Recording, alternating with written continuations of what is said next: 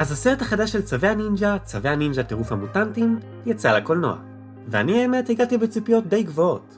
נכון שהמותג לא הצליח להביא יותר מדי הצלחות קולנועיות, אבל ישר כשראיתי את הטריילר, ידעתי שיש פה משהו אחר. משהו יותר מרענן וכיפי, שיביא לצווים גרסה אחרת ומעניינת. ולשמחתי, צדקתי. מדובר בסרט של צווי הנינג'ה שאני הכי אהבתי מכמה סיבות. אך לפני שנתחיל בביקורת, שימו לב שיהיו ספוילרים. בואו נתחיל מהאנימציה.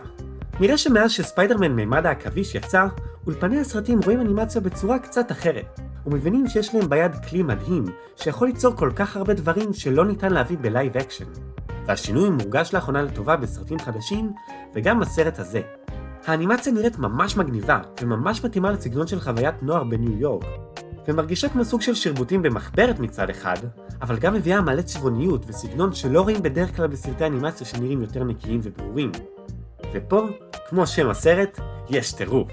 הכל רץ ממש מהר, מלא דברים קורים ברקע, מלא אזכורים ומוזיקה, ועדיין לא מאבדים את הפוקוס במה שקורה. וזו הצלחה מאוד גדולה שהסרט השיג.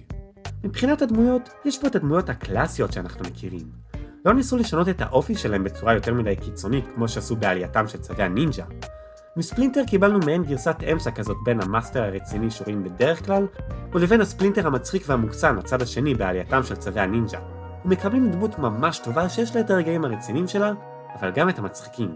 ג'קי צ'אן נתן הופעה ממש טובה בטיבוב הדמות, ונתן גוון שונה ממי שבדרך כלל תורם הדמות.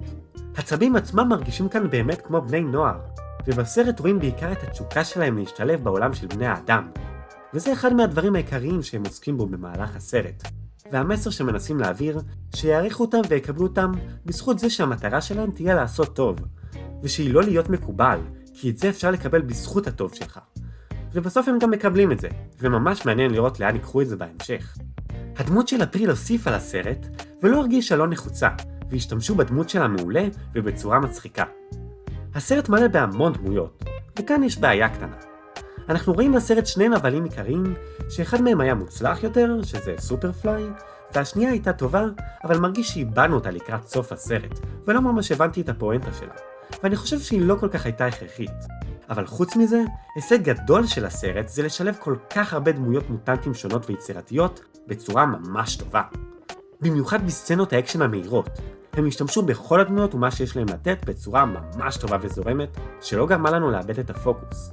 לסיכום, מדובר בסרט ממש כיפי וזורם, עם צוות מדבבים מעולה ומוזיקה טובה, עם סיפור שהרגשנו שראינו כבר פעם, אבל אנחנו ממש ממליצים לכם לראות אותו בקולנוע, כי הוא פשוט חוויה מהנה. ואל תפספסו את הסצנה לפני הכתוביות, היא ממש מגניבה ונותנת לנו קריצה לסרט ההמשך.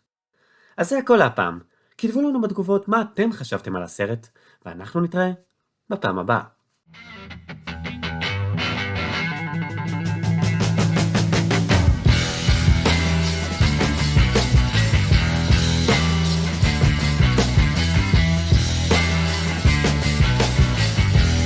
תלחץ על מנוי.